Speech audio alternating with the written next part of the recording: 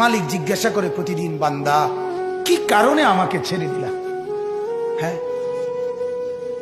রাত 12টা বাজে তুমি ঘুমায় গেলা, মা ঘুমায় গেল, বাপ ঘুমায় গেল, বিবিও ঘুমায় গেছে, পাড়া পড়শি ঘুমায় গেছে।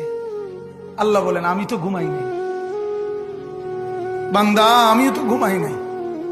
সারাদিনে আমিও তো জগৎটা পরিচালনা করছি, তবুও তো আমার কোনো ক্লান্তি নাই, আমি তো ঘুমাই নাই। কেন ঘুমাই নাই জানো বান্দা?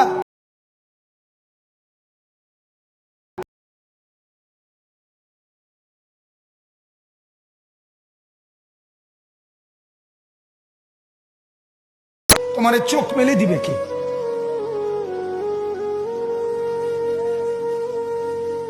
এই বাপ, চোখ মেলে দিবে কে?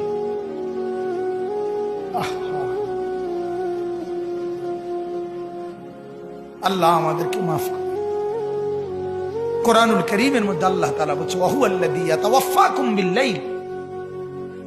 কোরআনে আল্লাহ বলে, বান্দা শোনো, প্রত্যেকটা মানুষকে রাত গভীরে যে ঘুম আমি দেই, সেটা ঘুম না, আমি ওয়াফাত দেই, আমি মূলত মৃত্যু দিয়ে দেই।